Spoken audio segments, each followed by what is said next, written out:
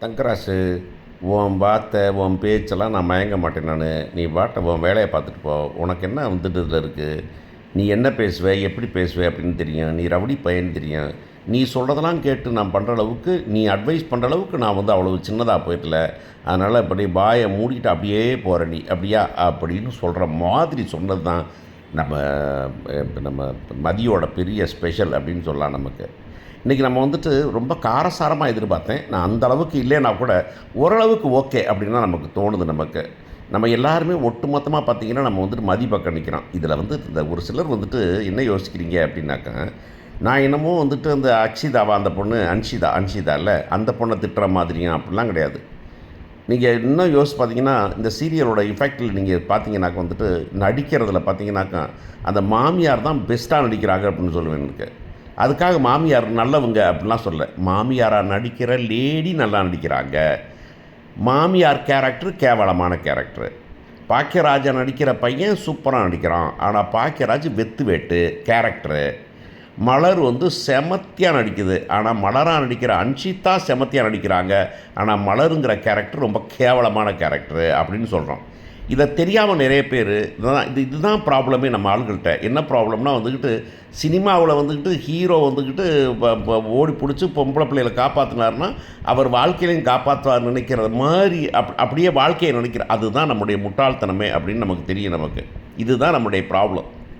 அதனால் நான் வந்து நம்ம கிரிட்டிசைஸ் பண்ணுறது கேரக்டரை, நம்ம கிரிட்டிசைஸ் பண்ணுறது கேரக்டராக நடிக்கிற ஆளை இல்லை அப்படிங்கிறத வந்துட்டு ஒரு சிலருக்கு நம்ம சொல்லியே ஆகணும்.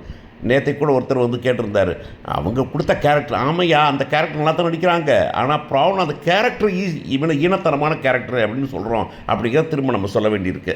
ஏனிவே இப்போ என்ன நடக்குது அப்படின்னு கேட்டிங்கனாக்க வந்துட்டு மதியோட பேரண்ட்ஸை கூப்பிட்டு வந்துட்டாங்க. கூப்பிட்டு வந்தோன்னா பேரண்ட்ஸ் வந்து அட்வைஸ் பண்ண வராங்க. நம்ம நேற்றுக்கு சொன்ன மாதிரி தான் வந்து நம்ம முடிக்க அதை பார்க்கவே இல்லை. ஆனால் நம்ம சொல்லிட்டோம் நம்ம முடிக்க. மதி ஏன் அட்ஜஸ்ட் பண்ணி போகக்கூடாது? எதுக்கு அட்ஜஸ்ட் பண்ணணும்? ஒரு மன்னிப்பு தானே கேட்டு வேண்டி தானே. எதுக்கு மன்னிப்பு நான் கேட்கணும்? நான் தப்பே பண்ணேங்கன்னா அப்போதுக்கு நான் மன்னிப்பு கேட்கணும் அப்படின்னு கேட்டாக்க இல்லை எல்லா வீடும் ஒரு மாதிரி இருக்காது. ஆம்பளைங்கன்னா அப்படி இப்படி தான் இருப்பாங்க. ஆம்பளைங்க அப்படி தான் இருப்பாங்க. ஏமா பொம்பளைங்க அப்படி இப்படி இருக்கக்கூடாதா அப்படின்னு அந்த பிள்ளை கேட்குறது சூப்பராக இருக்குது. இல்லை உன்னை கல்யாணம் முடிச்சு கொடுக்க சொன்னேன் நான் கொடுத்து சொன்னேன் அந்த கல்யாணத்தில் சொல்ல இல்லை அப்படின்னு. இல்லைம்மா ஒரு பொண்ணுன்னு எனக்கு தான் பொண்ணு இல்லைன்னு வச்சுக்கோங்க, அவ்வளோதான் முடிஞ்சு போச்சு, செத்து போச்சுன்னு வச்சுக்கோங்க. உங்களுக்கு இந்த பிள்ளையே இல்லைன்னு வச்சுக்கோங்க, போய் உங்கள் வாழ்க்கையை பாருங்கள் அப்படிங்கும்போது இதுதான் நார்மலாக நம்ம பொம்பளை பிள்ளைகளோடது. என்னை விட்டுருங்க, நான் என்ன மாதிரி கஷ்டப்பட்டுக்கிறேன், நான் பார்த்துக்கிறேன், நான் அட்ஜஸ்ட் பண்ணிக்கிறேன், நீங்கள் போய் உங்கள் வாழ்க்கையை வாழுங்க, உங்கள் தங்கச்சியை பாருங்கள் அப்படின்னு சொல்லும்போது நிஜமாகவே மதியோட கேரக்டர் சூப்பராக இருக்குது. இப்போ என்ன தான் சொல்ல வரேன்னா நான் ஒன்றும் சொல்ல முடியாது, நான் மன்னிப்பு கேட்க மாட்டேன். என் மன்னிப்பு கேட்டால் என்ன ஒரு வீட்டை தான் அப்படிங்கிறார். எப்பா உங்களுக்கு உடம்பு ஏற்கனவே சரியில்லை, நீங்கள் உடம்பு சரியில்லாமல் இருக்குது, நீங்கள் போங்க அப்படின்னாக்கா உங்கள் வீட்டுக்கு உங்கள் அப்பாவுக்கு என்னமாவது ஆச்சுன்னா அப்படின்னு சொல்லும்போது இந்த அம்மாக்கள் வழக்கமாக பண்ணுற ஒரு கடைசி ஆயுதம் என்னன்னாக்கா உங்கள் அப்பாவுக்கு என்னமாவது ஆயிரும் அப்படிங்கிறது. உங்கள் அப்பாவுக்கு என்னமோ ஆச்சுன்னா நீ தான் பழியாய்வர், நான் அதை பற்றி கவலைப்படலை, நீங்கள் போய் கிளம்புங்க, நீங்கள் போயிட்டு வந்து சொல்லிட்டு போயிட்டே இருங்க, நீங்கள் பாட்டு நான் பார்த்துக்கிறேன் அப்படின்னு சொல்லிட்டு கூப்பிட்டு வந்து வெளியே வந்து பார்த்தா மருமகன் உட்காந்துருக்காரு. மருமகன் உட்காந்துன்னு வந்துக்கிட்டு என்ன என்ன அப்படின்னு அவரை கூப்பிட்டு என்ன உங்கள் கல்யாணம் முடிச்சு கொடுத்துலேருந்து ஒவ்வொரு வாரமும் ஒரு பிரச்சனையா? உங்கள் மகன் அடங்கி இருக்க மாட்டாளா? என்ன பண்ணுறாவ? சரி நீங்கள் கிளம்புங்க அப்படின்னு கிளப்பி விட்டுறாரு. கிளப்பி விட்டு நீ பாருங்கள் மாமா, நீங்கள் கூப்பிட்டீங்க அப்படிக்காக வந்திருக்கிறேன் நான். அங்கேருந்து வந்துட்டு டென்ஷன் ஆகி நிறைய வேலை, ஆனால் இப்படி ஒரு பிரச்சனை வந்துச்சு அப்படின்னு மாமா சொன்ன உடனே டக்குன்னு வந்துட்டேன் அப்படின்னு. ஐயோ அந்த மாமனும் மாமியாரும் கடிச்சு குதறி போடலாங்கிற மாதிரி சூப்பராக நடிக்கிறாங்க. அப்புறம் வேறு உடனே வந்துட்டு நீங்கள் போங்கன்ட்டு நீங்கள் மாமா நான் வந்துட்டு கொஞ்சம் ஒரு நிமிஷம் நான் அவள்கிட்ட புத்திமதி சொல்லிக்கிறேன் அப்படின்னு சொல்லி கூப்பிட்டு போகிறாரு. நீங்கள் பாமா மதி அப்படின்னு அண்ணனா நான் வந்து உன்னை சொல்ல வேண்டியிருக்கு அப்படின்னு கூப்பிட்டு போகிறாரு. கூட்டி போய் அங்கே போய் வந்துட்டு பல அட்வைஸ் பண்ணுறாரு. நீங்கள் பாரு இப்படி வரக்கூடாது, நீ வந்து வந்திருக்கிற பெரியவங்க தான், பெரியவங்க அப்படி தான் மரியாதை கொடுக்கணும். நீ வந்து மன்னிப்பு கேட்கறதுனா கஷ்டம், விட்டு வேலையை செய்ய, நீ புருஷனுக்குரிய வேலையை செய்ய. அப்படி பண்ணுவியா இப்படி பண்ணுவியானா அந்த பிள்ளை பார்க்குறதுலேயே அந்த ஆளுக்கு தெரிஞ்சிருக்கணும் இந்த பிள்ளை கேட்க போகிறதே இல்லைன்னு. ஆனால் ஒரு லூஸாக அவர் நினச்சிக்கிறாரு எப்போவுமே. நான் அந்த டைமில் தான் நான் யோசித்தேன், நான் ரேவதி இருந்தால் எப்படி நடிச்சு காமிப்பாங்க இவரை பற்றி அப்படின்னு. அப்படியா இப்படியானு கதையை சொல்லி இப்படி கதையை சொல்லி எல்லாம் பண்ணுறாரு.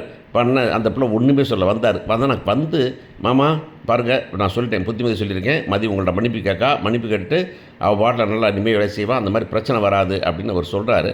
ஆனால் சொல்லிக்கிட்டு இருக்கும்போது ஒரு ஃபோன் வந்துருச்சு. ஃபோன் வந்துன்னு அவசரமாக நான் கிளம்புறேன் மாமா, நீங்கள் பார்த்துங்க மாமா அப்படின்னு கிளம்பிடுறாரு. அவர் கிளம்பணுன்னு இந்த பிள்ளை சரி மாமாட அப்பாவோட மன்னிப்பு கேளு அப்படின்னா எதுக்கு நான் மன்னிப்பு கேட்கணும்? செய்யாத தப்புக்கு ஏன் மன்னிப்பு கேட்கணும்? அப்படி நான் மன்னிப்பு கேட்குறேனாக்கா எங்கள் அப்பா அம்மா பற்றி சொன்னது உங்கள் அப்பா அம்மா அவங்க மன்னிப்பு கேட்க சொல்லு அப்படின்னா, பாத்தியாரா சுரேஷு என்ன பண்ணுறா பத்தியா, நாங்கள் மன்னிப்பு கேட்குறோட அவள்கிட்ட அப்படின்னு. ஆனால் இதெல்லாம் பார்த்துக்கிட்டு பாக்கியராஜன் ஒருத்தன் டேபிளில் சாஞ்சு உட்காந்துருக்கான் பார்த்தீங்களா, என்னடா மனுஷன் நீ எல்லாம் அப்படின்னு தோணுது நமக்கு. ரொம்ப நல்லவங்க அப்படின்னு நினைக்கிறவங்கெல்லாம் வந்துட்டு வல்லவங்களா இல்லை, சொல்கிறவங்களா இல்லை, கேட்குறவங்களா இல்லை, அடுத்தவனை பற்றி கவலைப்படவனா இல்லை. மலருக்கு இந்த பிள்ளை மதி எவ்வளவு சப்போர்ட் பண்ணுது, ஆனால் மலர் வந்துக்கிட்டு அப்படியே நிற்கிறாங்க. ஏன்னாக்கா அது அது வந்துட்டு தப்புன்னு நம்ம ஒரு பக்கம் சொல்கிறோம், இன்னொரு பக்கம் பார்த்திங்கன்னா இதெல்லாம் பழகி போச்சு. மாமியார் மாமனார்னால் பயந்தே இருக்கணும் அப்படின்னு 10 வருஷமாக அந்த பிள்ளையை டக்குன்னு இப்படி மாற்ற முடியும்? அது அப்படியே என்ன பண்ணுறது, மாமியாருக்கு எதிராக சொல்ல முடியுமா அப்படின்னு. இத்தனை பேர் வந்திருக்காங்க, அப்போ வந்துட்டு உண்மை நடந்தது என்ன, இவங்க சொன்ன வார்த்தை என்ன, மதி சொன்ன வார்த்தை என்ன, மதி எத்தனை வசனம் பேசினா அப்படிங்கிறத பற்றி அந்த பிள்ளை சொல்கிறதுக்கு வந்துட்டு கொஞ்சம் கூட வந்துட்டு எத்தனைக்கலை, யோசிக்கலை, அப்படி சொல்லலாம் அப்படின்னு நினைக்கவே இல்லைங்கிறது ரொம்ப பெரிய கொடுமையான சமாச்சாரம். கடைசியாக அவன் சொன்னால் வந்துட்டு, இப்போ என்ன பண்ணுற நீ, இப்போ நீ வர்றியா, மன்னிப்பு கேட்குறியா இல்லையான்னு. மன்னிப்பு கேட்க வேண்டிய அவசியம் இல்லை அப்படின்னு. மன்னிப்பு கேட்கலைன்னா அவன் இங்கே இருக்க வேண்டியதில்லை அப்படின்னு அவங்க அப்பா சொல்கிறார். யார்? மாமனார். மாமனார் வந்துட்டு வழக்கமாக இந்த முடிவு எடுக்க மாட்டாங்க. எப்போவுமே வந்துட்டு மாமனார் மாமியார் வந்துக்கிட்டு மகன்கிட்டேருந்து வாயை பிடுங்குவாங்களே தவிர, மகன்கிட்டேருந்து வசனம் சொல்ல சொல்லுவாங்களே தவிர, அவங்களாம் வசனம் தர மாட்டாங்க. ஏன்னா வந்துட்டு அது அது பிள்ளையோட லைஃப் அப்படின்னு விட்டுருவாங்க. ஆனால் இந்த ஆள் என்ன சொல்கிறாரு, நான் இந்த கிருக்கேன், நீ வந்துட்டு இப்போ அப்படி நீ மன்னிப்பு கேட்க முடியல அப்படின்னாக்க நீ இந்த வீட்டில் இருக்க வேண்டியதில்லை அப்படிங்கிறாரு. அந்த பிள்ளை அது நான் ஏன் விட்டு போகணுங்க, இது நான் தப்பே பண்ணல, நான் ஏன் விட்டு போகணும் அப்படின்னு. உடனே அவன் கடுப்பாயிடும். அவனுக்கு அதுங்காட்டி அவனுக்கு ஒர்க் ப்ரெஷர், அங்கேருந்து ஃபோன் வருது. அந்த ப்ரெஷரில் ஆக்சுவலி அதாவது நாளைக்கு என்ன மாதிரி வரும்போது நான் வந்து அப்படி சொல்லலை, எனக்கு ஒர்க் ப்ரெஷர் வந்துருச்சு, அந்த டென்ஷனில் சொல்லிட்டேன் அப்படின்னு சொல்லலாங்கிறதுக்காக அந்த வசனம் ஒரு ஃபோன் வந்துடுது. இந்த வேறு இதில் இடையில இது வேறு அப்படின்னு, நான் வந்துடுறேன் சார் அப்படின்னு சொல்லிட்டு உடனே இப்போ நீ மன்னிப்பு கேட்க முடியாது அப்படின்னா வெளியே கிளம்பு அப்படின்னா. வெளியே கிளம்புனா ஏன்னா போகணும் அப்படின்னா, இல்லை நீ போய் ஆகணும், இந்த வீட்டில் இருக்க வேண்டியதில்லை, இங்கே எங்கள் அப்பா அம்மாவுக்கு மரியாதை இருக்க வேண்டியதில்லை அப்படின்னு கழுத்தை பிடிச்சி சொல்கிற மாதிரி பண்ணுறான். அந்த பிள்ளை சொல்லுது. அந்த பிள்ளை டக்குன்னு அது பாட்டில் கிளம்பி போயிடுது. அதுவாக நடந்து போச்சு.